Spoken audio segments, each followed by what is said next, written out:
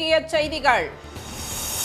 உத்தரப்பிரதேச பாஜக அரசின் புல்டோசர் இடிப்பு கலாச்சாரத்திற்கு உச்சநீதிமன்றம் கண்டனம். மனசாட்சியை உலுக்குவதாக நீதிபதிகள் விமர்சனம். பணம் பறிமுதல் செய்யப்பட்ட விவகாரத்தில் நீதிபதி பணியிட மாற்றத்திற்கு எதிர்ப்பு. காலவரையற்ற வேலைநிறுத்தத்தை அறிவித்தது அலகாபாத் பார் கவுன்சில். அரசியல் சாசனத்தில் மாற்றம் கொண்டு வருவதாக கூறவே இல்லை என சிவகுமார் விளக்கம். நாடாளுமன்றத்தில் தவறான தகவல் அளித்ததாக நட்டா, கிரண் ரிஜிஜு மீது உரிமை மீறல்.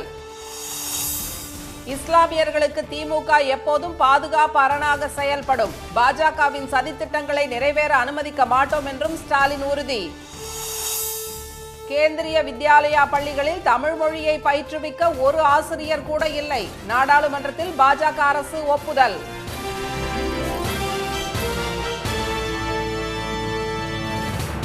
வணக்கம். உத்தரப்பிரதேச பாஜக அரசு செயல்படுத்தி வரும் புல்டோசர் இடிப்பு நிகழ்வுகள் மனசாட்சியை உலுக்குவதாக உச்சநீதிமன்றம் அதிர்ச்சி தெரிவித்துள்ளது.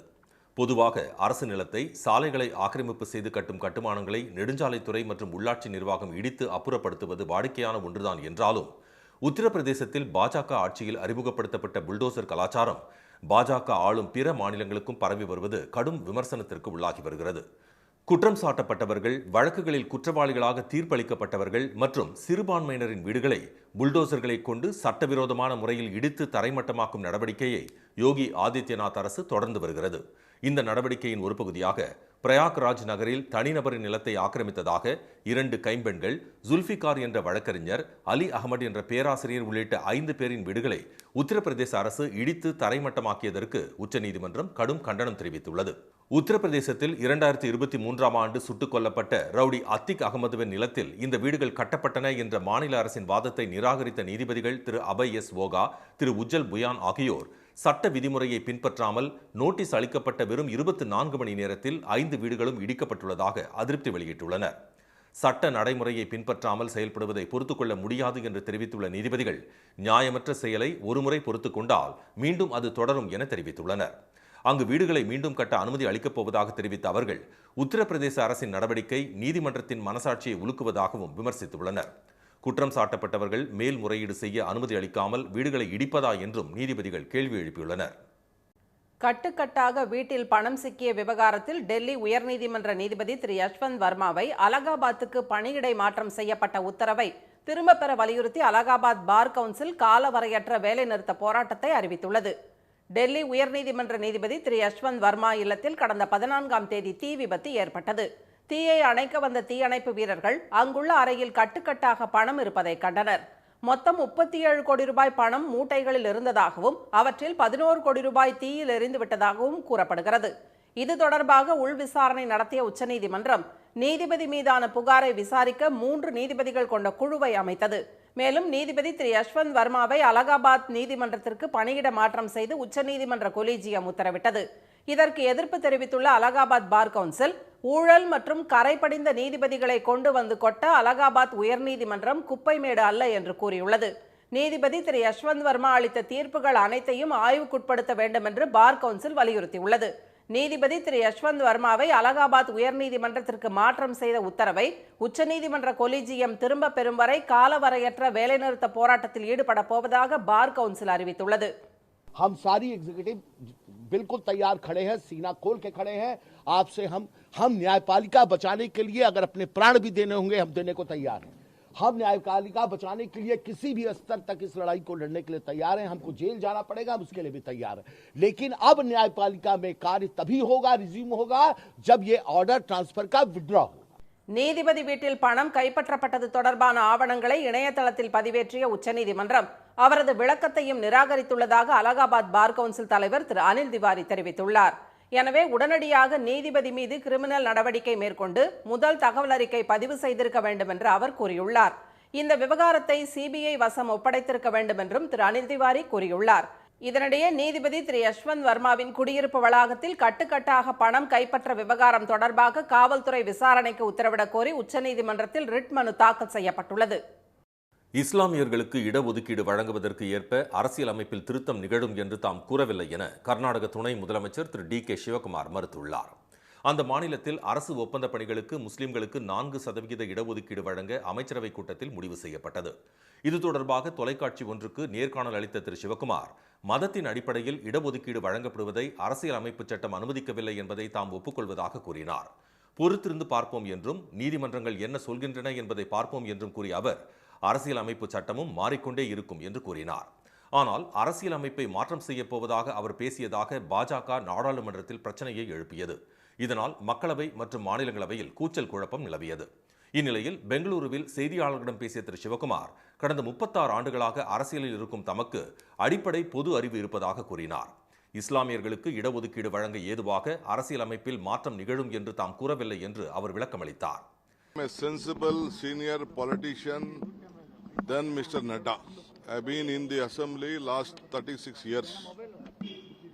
I have a basic common sense. I have not said that there will be any. I have said casually there will be so many changes after various judgments. Whatever reservation has been given as per the quota of the backward class has been given. I have not said that we are going to change the constitution or not that. Whatever they are quoting is wrong. They are miscarrying it. அரசியலமைப்பு என்னவென்று தமக்கு தெரியும் என்ற திரு சிவகுமார், இந்த விவகாரத்தில் சட்ட நிபுணர்களுடன் கலந்து ஆலோசித்து வழக்கு தொடர உள்ளதாக கூறினார். முன்னதாக அரசியல் சாசனத்தை மாற்றப்போவதாக திரு சிவகுமார் பேசியதாக அவைக்கு தவறாக தகவல் அளித்ததாக நாடாளுமன்ற விவகாரத்துறை அமைச்சர் திரு கிரண் ரிஜிஜு, பாஜக தலைவர் திரு JP நட்டா ஆகியோர் மீது மாநிலங்களவையில் உரிமை மீறல் பிரச்சினை கொண்டுவர காங்கிரஸ் நோட்டீஸ் அளித்துள்ளது. அரசியல் ரீதியாக அச்சுறுத்தல் வரும்போதெல்லாம் இஸ்லாமியர்களை காக்கும் அரணாக திமுக உள்ளதாக முதலமைச்சர் திரு மு.க. ஸ்டாலின் தெரிவித்துள்ளார். சென்னை திருவான்மையூரில் திமுக சிறுபான்மையினர் நல உரிமை பிரிவின் சார்பில் இஃப்தார் நோன்பு திறப்பு நிகழ்ச்சி நேற்று நடைபெற்றது. இதில் கலந்து கொண்ட திரு ஸ்டாலின், சிறுபான்மையினர்களின் சமூக, பொருளாதார, கல்வி நிலைகளை மேம்படுத்த பல்வேறு திட்டங்களை கடந்த 4 ஆண்டு ஆட்சியில் சிறப்பாக செயல்படுத்தி வருவதாக கூறினார். வக்பு வாரிய சட்ட திருத்த மசோதா இந்திய அளவில் பேசுபொருள் ஆகியிருப்பதாக குறிப்பிட்ட அவர், சிறுபான்மையின மக்களின் உரிமையை பறிக்கும் நோக்கத்தோடு பாஜக இதை கொண்டுவர பார்ப்பதாக குற்றம் சாட்டினார். அதனை எதிர்த்து திமுகவும் அதன் கூட்டணி கட்சிகளும் நாடாளுமன்றத்தில் குரல் எழுப்பிக் கொண்டிருப்பதாகவும், பாஜகவின் சதித்திட்டங்கள் நிறைவேற திமுக ஒருபோதும் அனுமதிக்காது என்றும் அவர் தெரிவித்தார். இஸ்லாமியர்களின் அரசியல் உரிமைகளை நிலைநிறுத்தி அவர்களுக்கு காவல் அரணாக விளங்கும் இயக்கமாக திமுக எந்நாளும் இருக்கும் என்று திரு ஸ்டாலின் உறுதியளித்தார். அரசியல் ரீதியா அச்சுறுத்தல் வருகிற போதெல்லாம் இஸ்லாமியர்களை காக்கக்கூடிய அரணாக திராவிட முன்னேற்ற கழகம் செயல்பட்டுக் கொண்டிருக்கிறது. மற்ற மாநிலங்களில் வருந்தத்தக்க சூழல் இருந்தாலும் நம்ம தமிழ்நாட்டில் மத ரீதியான வன்முறைகள் ஏற்படாம காத்து வரக்கூடிய அரசா நம்ம திமுக அரசு எப்பவுமே இருந்து வந்திருக்கு. குடியுரிமை திருத்த சட்டம் மூலமா அச்சுறுத்தல் ஏற்பட்டப்போ அதுக்கு எதிரான மக்கள் இயக்கத்தை நடத்தி 1 கோடி மக்கள்கிட்ட கையெழுத்து பெற்று குடியரசுத் தலைவருக்கு அனுப்பி வச்சோம். குடியுரிமை திருத்த சட்டத்தை ஆதரித்து அதிமுக வாக்களித்ததாக சுட்டிக்காட்டிய திரு ஸ்டாலின், மாநிலங்களவையில் அதிமுக உறுப்பினர்கள் எதிர்த்து வாக்களித்திருந்தால் அந்த சட்டமே நிறைவேறி இருக்காது என்று கூறினார். திமுகவும் கூட்டணி கட்சிகளும் நாடாளுமன்றத்தில் எதிர்த்து வாக்களித்ததாகவும் மக்கள் மன்றத்திலும் போராடியதாகவும் அவர் தெரிவித்தார். குடியுரிமை சட்டத்தால் ஒரு முஸ்லீம் கூட பாதிக்கப்பட மாட்டார்கள் என்றும், யாருக்கு குடியுரிமை பறிபோனது என்றும் அன்றைய முதலமைச்சர் எடப்பாடி திரு பழனிசாமி கேள்வி எழுப்பியதாக திரு ஸ்டாலின் கூறினார். இதனை சிறுபான்மை மக்கள் ஒருபோதும் மறக்க மாட்டார்கள் என்று கூறிய திரு ஸ்டாலின், ஆபத்து வரும்போது இஸ்லாமியர்களுக்கு எதிராக செயல்பட்டுவிட்டு அந்த குற்ற உணர்ச்சியே இல்லாமல் சிலர் இஃப்தார் விருந்தில் கலந்து கொள்வதாக விமர்சித்தார். மத்திய அரசின் கட்டுப்பாட்டில் தமிழ்நாட்டில் இயங்கும் கேந்திரிய வித்யாலயா பள்ளிகளில் தமிழ் மொழியை பயிற்றுவிக்க ஒரு ஆசிரியர் கூட இல்லை என்று நாடாளுமன்றத்தில் மத்திய அரசு தெரிவித்திருப்பது அதிர்ச்சியை ஏற்படுத்தியுள்ளது. இது தொடர்பாக திமுக நாடாளுமன்ற குழு தலைவர் திருமதி கனிமொழி எழுப்பிய கேள்விக்கு பதிலளித்துள்ள மத்திய அரசு, தமிழ்நாட்டில் உள்ள 34 கேந்திரிய வித்யாலயா பள்ளிகளில் ஹிந்தி கற்பிக்க 86 ஆசிரியர்களும், சமஸ்கிருதம் கற்பிக்க 65 ஆசிரியர்களும் நியமிக்கப்பட்டுள்ளதாக தெரிவித்துள்ளது. இந்நிலையில் அரசியல் அமைப்பு சட்டத்தில் இந்தியோ அல்லது சமஸ்கிருதமோ தேசிய மொழி என்று வரையறுக்கப்பட்டுள்ளதா என்று கேள்வி எழுப்பியுள்ள திருமதி கனிமொழி, பாஜக கட்டமைக்க விரும்பும் தேசியம் என்பது இதுதானா என்று வினவியுள்ளார்.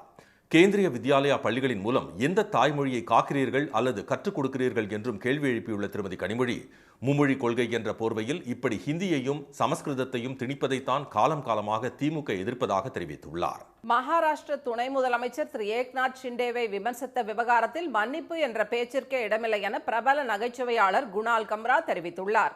பிரபல ஸ்டாண்ட் அப் காமெடியனான அவர் மும்பை கார் பகுதியில் உள்ள ஹோட்டலில் நிகழ்ச்சி நடத்தினார். அப்போது திரு ஷிண்டேவை துரோகி என வர்ணித்து பாட்டு பாடிய அவர் அதனை 2 நிமிட வீடியோவாக தயாரித்து வெளியிட்டார். இந்த வீடியோ வைரலானதும் கொந்தளித்த சிவசேனாவினர் வீடியோ பதிவு செய்யப்பட்ட நட்சத்திர ஹோட்டலுக்கு சென்று அந்த ஹோட்டலை அடித்து நொறுக்கினர். இந்நிலையில் தேர்தல் முடிவுகள் யார் துரோகி என்பதை காட்டிவிட்டதால் குணால் கம்ரா மன்னிப்பு கேட்க வேண்டும் என்று மகாராஷ்டிர முதலமைச்சர் திரு தேவேந்திர பட்னாவிஸ் வலியுறுத்தியுள்ளார். இதனிடையே பாடல் பதிவு செய்யப்பட்ட ஸ்டுடியோவை மும்பை மாநகராட்சி இடித்து தள்ளியது. மாநகராட்சி அனுமதி பெறாமல் இந்த ஸ்டுடியோ அமைக்கப்பட்டுள்ளதாக விளக்கமளித்துள்ள அதிகாரிகள் சூறையாடப்பட்ட ஹோட்டலும் முறையான அனுமதியுடன் தான் கட்டப்பட்டுள்ளதா, வரைபட அனுமதியை மீறியுள்ளதா என ஆய்வு செய்யப்படும் என கூறினர். இந்நிலையில் தற்போது தாம் தமிழ்நாட்டில் இருப்பதாக தெரிவித்துள்ள குணால் துரோகி என விமர்சித்ததற்காக ஒருபோதும் வருந்தவில்லை என்றும் யாருடைய தூண்டுதலின் பேரிலும் இதனை தாம் செய்யவில்லை என்றும் கூறியுள்ளார். இதற்காக யாரிடமும் பணம் வாங்கவில்லை, தேவைப்பட்டால் தமது வங்கிக் கணக்கை ஆய்வு செய்து கொள்ளலாம் என்றும் குணால் தெரிவித்துள்ளார். சிவசேனாவின் மற்றும் மும்பை மாநகராட்சியின் நடவடிக்கை மிகவும் மட்டரகமானது என விமர்சித்துள்ள அவர் இந்த விவகாரத்தில் நீதிமன்றம் கோரினால் மட்டுமே மன்னிப்பு கேட்பேன் என்றும் மற்றபடி எந்த விதத்திலும் மன்னிப்பு கேட்க முடியாது என்றும் திட்டவட்டமாக கூறியுள்ளார். நாடாளுமன்ற உறுப்பினர்களின் மாத சம்பளம் 24% உயர்த்தி 1,24,000 ரூபாயாக அதிகரிக்கப்பட்டுள்ளதாக நாடாளுமன்ற விவகாரத்துறை அறிவித்துள்ளது. நாடாளுமன்ற உறுப்பினர்களுக்கு வழங்கப்படும் மாத சம்பளம் 1 லட்சம் ரூபாயாக வழங்கப்பட்டு வந்த நிலையில் தற்போது 1,24,000 ரூபாயாக அதிகரிக்கப்பட்டுள்ளது. தொகுதி பணிக்கான படி 70,000 87,000 ரூபாயாகவும் அவர்களது அலுவலக செலவுக்காக வழங்கப்படும் தொகை 60,000 70,000 ரூபாயாகவும் உயர்ந்துள்ளது. இதனால் அவர்களது ஒரு மாதத்திற்கு பெறும் தொகை 2,81,000 ரூபாயாக உயர்ந்துள்ளது. இவை தவிர நாடாளுமன்ற கூட்டத்தில் கலந்து கொள்ளும் நாட்களுக்கு அளிக்கப்படும் படி 2,500 ரூபாயாக உயர்ந்துள்ளது. அவர்களது அலுவலகத்திற்கான மர சாமான்கள் வாங்குவதற்காக ஒருமுறை வழங்கப்படும் தொகை 1,25,000 ரூபாயாக அதிகரிக்கப்பட்டுள்ளது. இவற்றுடன் நாடாளுமன்ற உறுப்பினர்களுக்கு வழங்கப்படும் மாதாந்திர ஓய்வூதியமும் 31,000 ரூபாயாக உயர்த்தப்பட்டுள்ளது. 5 ஆண்டுகளுக்கு மேல் பணியாற்றிய ஒவ்வொரு ஆண்டிற்கும் வழங்கப்படும் கூடுதல் ஓய்வூதியமும் 2,500 ரூபாயாக அதிகரித்துள்ளது. செலவு பணவீக்க குறியீட்டின் அடிப்படையில் ஏப்ரல் 1, 2023 ஆண்டு முதல் நாடாளுமன்ற உறுப்பினர்களின் சம்பளம் 24% உயர்த்தப்படும் என அறிவிக்கப்பட்டுள்ளது. ஜாமீன் பெற்ற கைதிகள் சிறையில் இருந்து வெளியே வருவதில் தாமதம் ஏற்பட்டால் அதுவும் மனித உரிமை மீறலே என்று சென்னை உயர்நீதிமன்றம் தெரிவித்துள்ளது. ஜாமீன் வழங்கப்பட்ட பின்னரும் பிணைத் தொகை செலுத்துவது உள்ளிட்ட நிபந்தனைகளை நிறைவேற்ற முடியாமல் 800க்கும் மேற்பட்ட கைதிகள் சிறையில் உள்ளதாக நாளிதழில் வெளியான செய்தியின் அடிப்படையில் சென்னை உயர்நீதிமன்றம் வழக்கை தாமாக முன்வந்து விசாரணைக்கு எடுத்துக்கொண்டது. இந்த வழக்கு நீதிபதிகள் திரு எஸ். எம். சுப்பிரமணியம், திரு எம். ஜோதிராமன் அமர்வில் மீண்டும் விசாரணைக்கு வந்தது. அப்போது ஜாமீன் கிடைத்த பின்னரும் சிறையில் உள்ள கைதிகள் தொடர்பாக அறிக்கை பெறப்பட்டு அவர்களை சிறையிலிருந்து வெளியில் கொண்டு வருவதற்கான நடவடிக்கைகள் தினசரி அடிப்படையில் மேற்கொண்டு வருவதாக தமிழ்நாடு சட்டப்பணிகள் ஆணையம் சார்பாக தெரிவிக்கப்பட்டது. இதனை பதிவு செய்து கொண்ட நீதிபதிகள் ஜாமீன் பெற்ற பிறகும் சிறையில் இருக்கும் கைதிகளின் விவரங்களை சட்டப்பணிகள் ஆணையத்திடமோ அல்லது சம்பந்தப்பட்ட வழக்கறிஞர்களிடமோ பகிர்ந்து கொள்ள வேண்டுமென சிறை நிர்வாகத்திற்கு உத்தரவிட்டனர். ஒருவருக்கு ஜாமீன் வழங்கப்படும் பட்சத்தில் உடனடியாக அவர் விடுவிக்கப்பட வேண்டும் என்றும் ஜாமீன் கிடைத்த பிறகும் சிறையிலிருந்து வெளியே வருவதில் தாமதம் ஏற்படுவது மனித உரிமை மீறல் எனவும் நீதிபதிகள் தெரிவித்துள்ளனர். இந்த சிக்கலை தவிர்க்கும் நடைமுறையை பின்பற்றுமாறு சிறை அதிகாரிகளுக்கும் சட்டப்பணிகள் ஆணையத்திற்கும் உத்தரவிட்ட நீதிபதிகள் வழக்கை முடித்து வைத்தனர். திண்டுக்கல் குமுளி அகல ரயில் பாதை திட்டத்தை செயல்படுத்த கோரி தேனியில் இருந்து சுமார் 2 நாட்களாக நடந்து வந்த போராட்டக் குழுவினர் திண்டுக்கல் மாவட்ட ஆட்சியரிடம் மனு அளித்தனர். தேனி மாவட்ட மக்கள் மற்றும் வர்த்தகர்களின் நீண்ட நாள் கோரிக்கையான திண்டுக்கல் குமுளி ரயில் பாதை திட்டம் 2012ஆம் ஆண்டு ரயில்வே துறையினரால் திட்ட மதிப்பீடு செய்யப்பட்டு அதன் பின்னர் கிடப்பில் போடப்பட்டது. திண்டுக்கல் லோயர் கேம்ப் ரயில் பாதை திட்டம் பின்னர் சபரிமலை வரை விரிவாக்கம் செய்து அறிவிப்பு வெளியிடப்பட்டது. லோயர் கேம்பில் இருந்து சபரிமலை செல்லும் வழியில் பெரியார் வனவிலங்கு சரணாலயம் உள்ளதால் இத்திட்டத்தை செயல்படுத்த முடியாத நிலை உள்ளது. எனவே முதல் கட்டமாக திண்டுக்கல்லில் இருந்து லோயர் கேம்ப் வரை 120 கிலோமீட்டர் திட்டத்தை உடனே தொடங்க வலியுறுத்தி 75 கிலோமீட்டர் நடைப்பயணமாக சென்று திண்டுக்கல் மாவட்ட ஆட்சியர் திரு சரவணனிடம் மனு அளித்தனர். முதலாம் கட்ட பணிகள் நிறைவேற்றப்பட்டால் திண்டுக்கல், தேனி மற்றும் இடுக்கி மாவட்ட மக்கள் பயனடைவர் என்றும் அதன் பின்னர் 2ஆம் கட்ட பணிகளை மேற்கொள்ளலாம் என திண்டுக்கல் குமுளி அகல ரயில் பாதை திட்ட போராட்டக் குழுவினர் தெரிவித்துள்ளனர். தூத்துக்குடி மாவட்டம் ஸ்ரீவைகுண்டம் நகரத்திற்குள் அனைத்து பேருந்துகளும் வந்து செல்ல நடவடிக்கை எடுக்க வலியுறுத்தி பொதுமக்கள் ஆட்சியர் அலுவலகத்தை முற்றுகையிட்டனர். திருச்செந்தூரிலிருந்து திருநெல்வேலி செல்லும் பேருந்துகளும் திருநெல்வேலியிலிருந்து திருச்செந்தூர் செல்லும் பேருந்துகளும் ஸ்ரீவைகுண்டத்திற்குள் வராமல் ஊருக்கு வெளியே பொதுமக்களை இறக்கிவிட்டு செல்கின்றன. அரசு பேருந்துகளிலும் ஸ்ரீவைகுண்டத்திற்கு டிக்கெட் தருவதில்லை. இதனால் அவதிக்குள்ளாகி வருவதாக தெரிவித்த பொதுமக்கள் மாவட்ட ஆட்சித்தலைவர் அலுவலகத்தை நேற்று முற்றுகையிட்டு எதிர்ப்பை பதிவு செய்தனர். சிறுவைகுண்டத்தை ஸ்டேஜவே இன்னும் வந்து நடத்துனர்களும் ஓட்டுநர்களும் வந்து புறக்கணிக்கிறாங்க. சிறுவைகுண்டம் டிக்கெட் எடுத்தா ஆழ்வார் டிக்கெட் போடுறாங்க. சிறுவைகுண்டத்துல இருந்து ஏறுறவங்களுக்கு ஆதிச்சநல்லூர் டிக்கெட் போட்டு கொடுத்து அனுப்புறாங்க. செய்திநல்லூர் டிக்கெட் போட்டு கொடுத்து சிறுவண்டத்துல இருந்து ஏறி டிக்கெட் வேற கூட்டுறாங்க. இப்படி சிறுவைகுண்டத்தை இன்னும் நிறைய வகையில புறக்கணிச்சுக்கிட்டே வராங்க. மாவட்ட ஆட்சித்தலைவர் திரு இளம் பகவத் அனைத்து பேருந்துகளும் ஸ்ரீவைகுண்டம் நகருக்குள் வந்து செல்ல வேண்டும் என உத்தரவிட்டிருந்தார். அப்படி செல்லாத 6 பேருந்துகளுக்கு அவர் அபராதமும் விதித்த நிலையில் ஆட்சியரின் உத்தரவை மதிக்காமல் பேருந்துகள் ஊருக்கு வெளியே பயணிகளை இறக்கிவிட்டு செல்கின்றன. கோவையில் தனியார் கல்லூரி கேட்டரிங் மாணவர்கள் 40 பேர் 30 நிமிடங்களில் 300 வகையான தேநீர் தயாரித்து உலக சாதனை முயற்சியில் ஈடுபட்டது வரவேற்பை பெற்றுள்ளது. உடலுக்கும் மனதுக்கும் சுறுசுறுப்பையும் உற்சாகத்தையும் தரக்கூடிய தேநீர் அன்றாட வாழ்வின் தவிர்க்க முடியாத பானமாகிவிட்டது.